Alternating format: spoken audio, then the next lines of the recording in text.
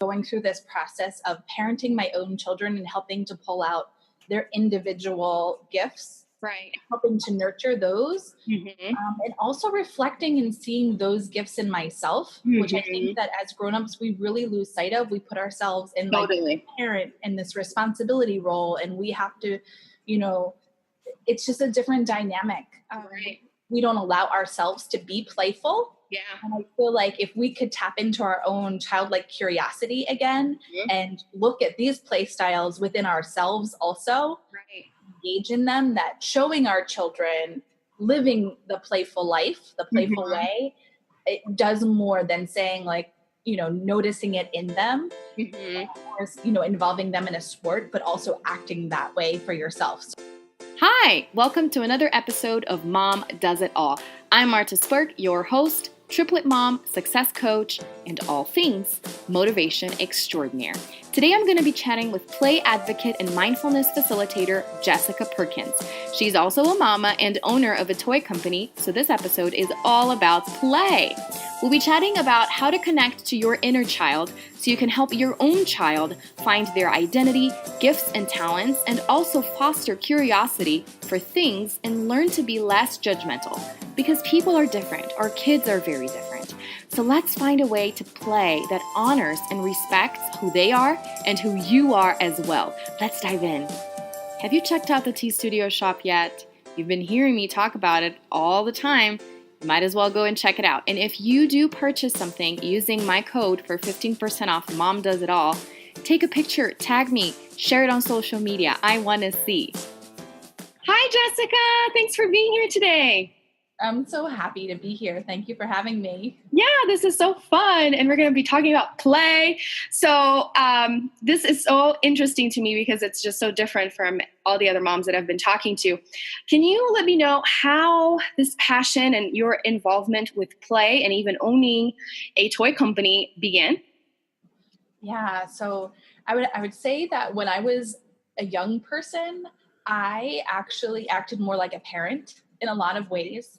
And I was also probably one of the best, most responsible babysitters on the block.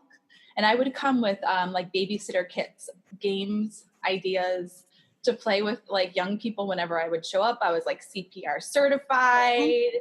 And then from high school on, I just kind of have followed the breadcrumbs of my passions to a life of. So I have a degree in psychology and a degree in media art. Wow. And so the two of them together kind of created this dynamic where I like to make things. I've always been a tinkerer and a maker, and I've always been really interested in learning how people learn and learning, and learning through play. Right. So when I started to have my own children, I would make and tinker toys and things and play things for us to use together. As a means of learning whatever colors or numbers or shapes. And my friends all said, can I buy these things? Will you sell them? And I didn't think there was a market for that at the time. But during one particular, I was a tinkerer. I needed to make things. Right. When my daughter would sleep, I would take photos of some of the things that I made. And before you knew it, I posted them and wrote some descriptions, and there I had. Wow.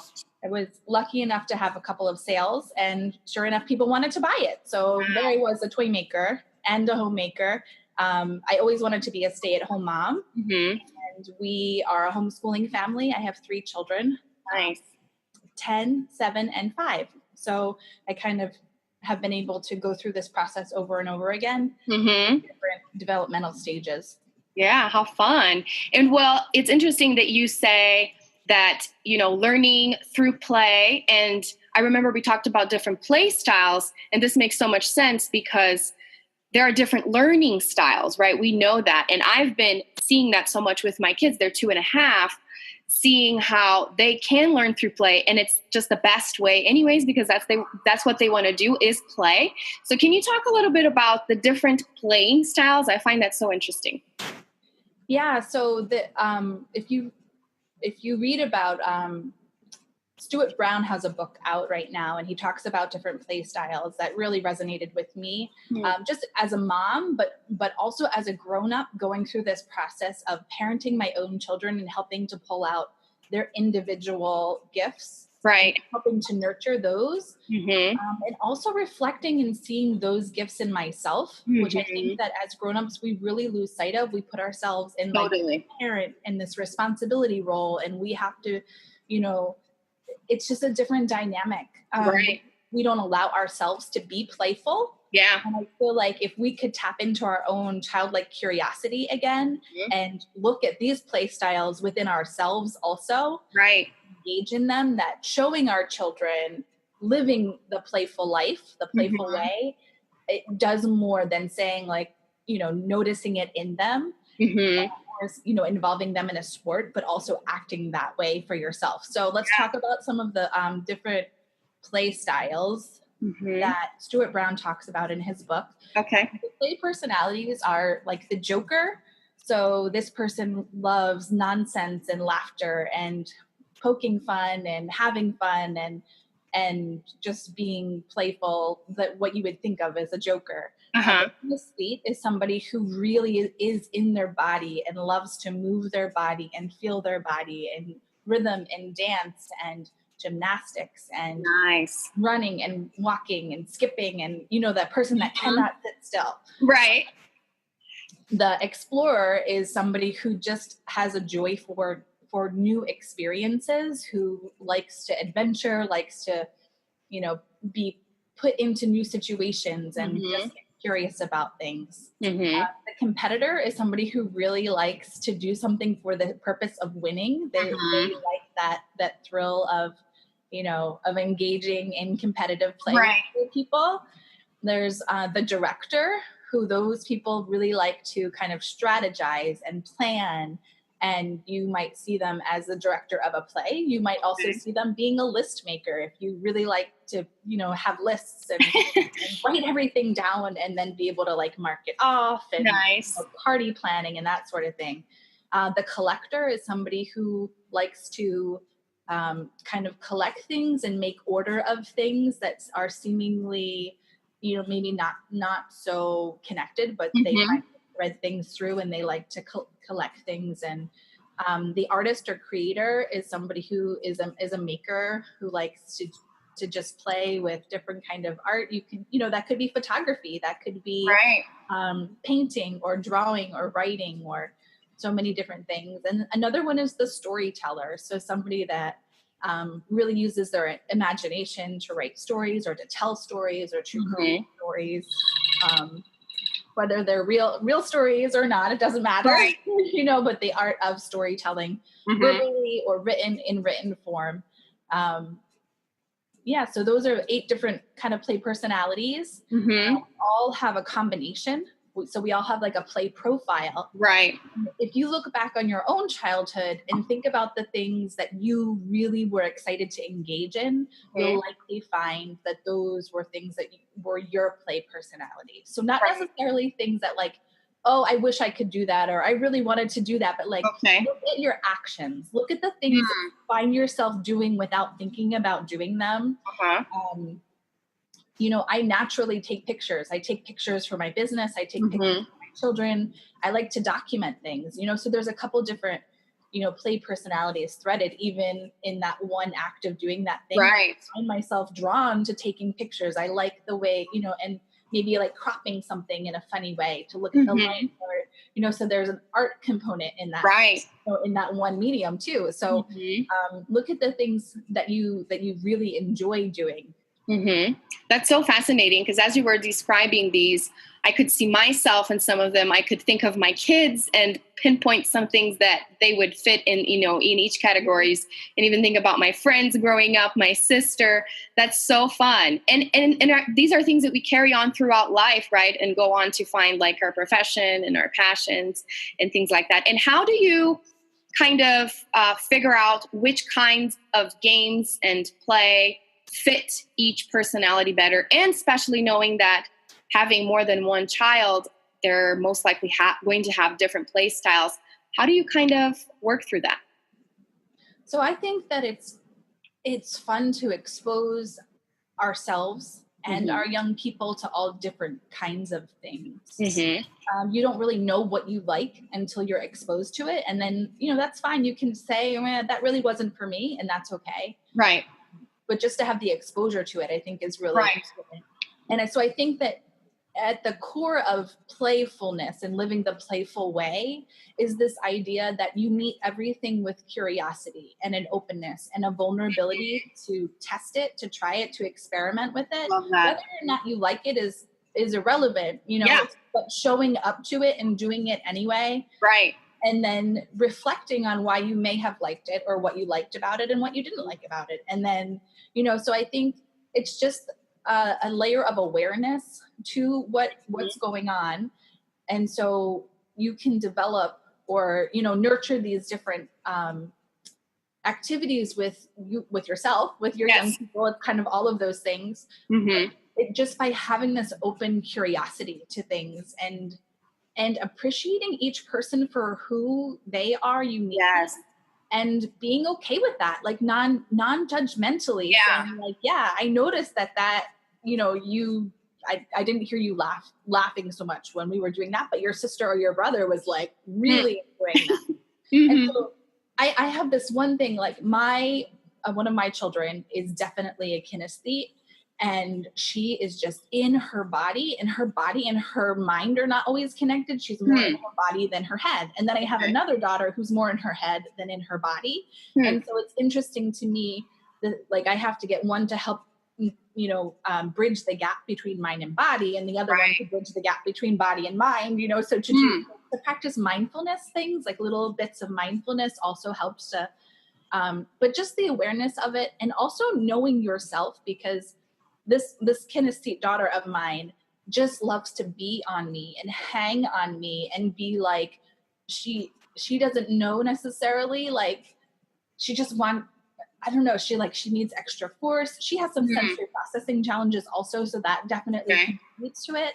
And I'm the kind of person that I'm like, I love hugs and I love to cuddle, but this like hanging on me thing makes me feel so uncomfortable, and then it makes me feel anxious. And for a long time, I had no awareness of that. So then I would just react to this like feeling of, oh my God, get off me, without being like, oh, I really don't like being hung on like this. Like we need to find a different way to play that honors and respects you for the human that you are, and also honors and respects me for the human that I am. For a long time, I thought that mothering was just about like, doing what my kids needed me to do. Honoring and respecting the human that I am. And I feel like that is a really huge, important boundary to set. Like, no, this is where I begin and end, and this is okay. And this is where you begin and end, and this is okay. And we can be together and dance together without stepping on each other's toes. And we can do this dance together. Oh, that's so interesting. That's, finding these boundaries. I love that. And I love the whole concept of play, because that's something that I've been rediscovering as as my kids are growing. Like we talked about, rediscovering your inner child. And that's usually when we become parents, we become more serious in a sense and maybe more rigid. And then our kids kind of challenge that. And it's our decision to either go, one way or the other. And I love that idea of how you would think being playful is that you're not paying attention to things, but in reality, it makes you reflect more and be more mindful, right? That's so fascinating. I love that. Yeah. And we talked about also incorporating gratitude and mindfulness while we're playing. And this is something that I talk a lot about for moms, encouraging moms to reflect and to go through this path of self-discovery. Can you talk a little bit more about that, about how you can incorporate mindfulness and gratitude in play when you're playing with your kids? Yeah, so I describe it as a toolbox. So we put all of these different tools in our toolbox, and our toolbox has things for mindfulness. It has things for practicing gratitude, because Brene Brown would say that gratitude is a pathway to joy. You cannot reach joy without being grateful. Right. And so gratitude is a huge part of living like a whole nurturing life to me. So that is something that I choose to put into our daily practice, to practice gratitude, to have set aside time for reflecting and honoring and listening, you know, practicing listening skills, practicing waiting, you know, for some self-regulation on both parts, and practice reflective listening. So all of these things are different kinds of tools that you can throw in your toolbox. And so you have them there. In a situation where you need to pull one out, you have easy access to it. It doesn't mean that you use all of the tools in your toolbox all of the time, because that makes it stressful. You know, like that makes mindfulness something else you have to do. This something else that, you know, is required of you. And that's not what this is about. This is about stocking your toolbox, knowing what's available to you, and also reflecting on yourself and your individual children, because some of those tools will work really well for some children, and some of those tools will not work as well for other children, right? Because we have all of these different play profiles. We're just different people. So we engage and react differently to each other. And so one of the things that we do is we intentionally practice gratitude. And for us, that looks like we have a few different rituals. One is loving kindness.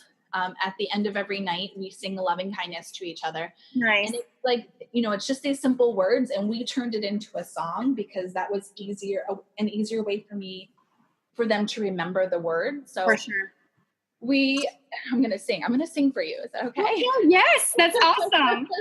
But this is like how we would sing it. And it was so beautiful and so born of them doing it with me. And I had no melody in mind or anything, but it just turned out this way. But may I be filled with love and kindness.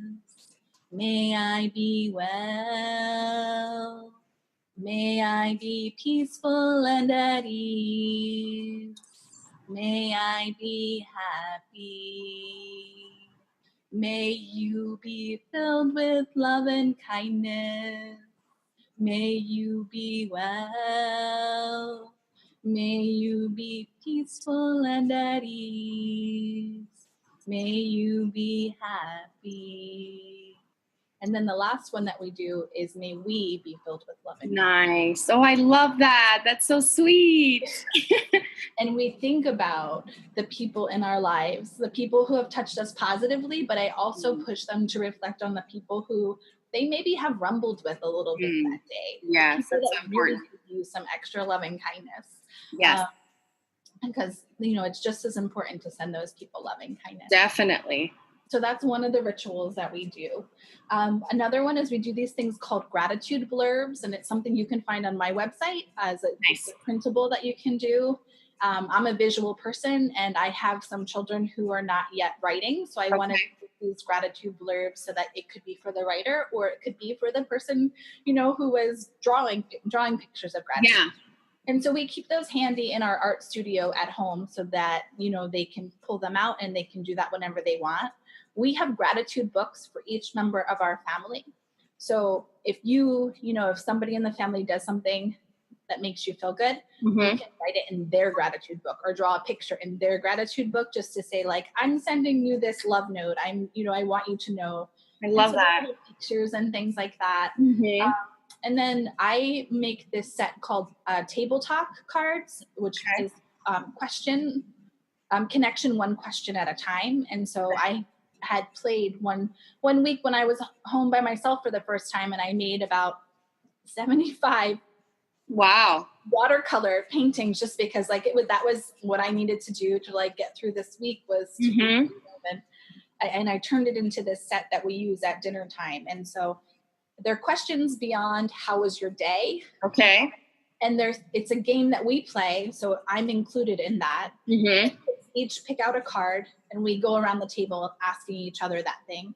And they're just as excited to hear what my answers are as I am to hear what their answers are. You know, it's such like to put your parent in the hot seat. You know, sometimes it's really like, what was that thing in childhood that you really, you know, or that person that really rubbed you the wrong way, or, you know, like there's just a bunch of different kinds of questions. So that's another way that we practice our reflective listening.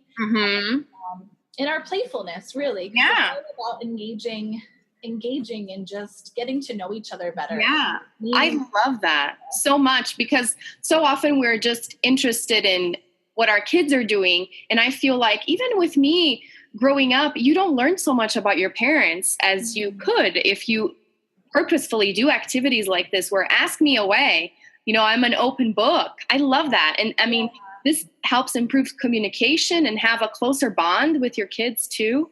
That's so awesome. I love that so much. And I feel like, because especially for me with having 3 little kids, 2.5, there's a lot of pressure for me to be like, I have to be doing like academic activities. I need to make sure I'm stimulating them enough and things like that. And I've been learning that, play is the best way. And it's fun for me too. It takes off this pressure. And again, it takes me back to my childhood and how fun it was when I was little too. I love this so much. And you are more open to receiving like informational facts, knowledge, or learning experiences if you are in this culture of being open and being non-judgmental and being reflective, right? So if we can cultivate that part of our spirits as adult humans and in our homes, in our environments, then children by nature are going to be more receptive to whatever information that comes along. Yes. So, you're actually helping in their learning journey and their learning experience just by having a toolbox of these tools available for them to tap into. It's just a deeper knowing of themselves. Definitely. I love the toolbox idea. I remember when I interviewed a therapist friend of mine, she talked about that, the toolbox of the things that you can use. And so you talked about some of the resources. You have some printables on your website. What are some of the other things besides the toys, right, that you have as well? Yeah. So what are some of the other things that what are some of the other things? I'm trying to there's so many. The connecting of the body to the brain part is one. So tapping into our breath. We do a lot of breath work, a lot of pausing when we're having big feelings, and different children need different things. So like when one of my daughters is having big feelings, she really likes to draw about it. To like, would you like to have a piece of paper? Would you like to draw about this? One of them really needs to get back into their body, and we do a lot of like legs up against the wall. So literally we lay up on the floor with our butts shimmied all the way up against the wall and put our legs up. And sometimes that's just enough to like reset things, like it had escalated to the point and we just needed kind of a change of pace. Put our hands on our chest, or we put our hands on our belly so we can feel our tummy mountain rise and our tummy mountain fall as we're breathing in and out again. So again, it's this focus on getting back to our breath and back to our bodies and connecting the two as opposed to it escalating. So those are tools that we use a lot. Yoga and breath work.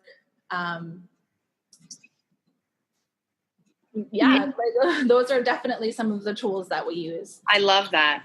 Yeah. So, well, what are some ways to connect with you? I know you're going to give me your website and links, and I'll post in the details for the episode. And also you're in my Mom Does It All community, so people can connect with you there as well.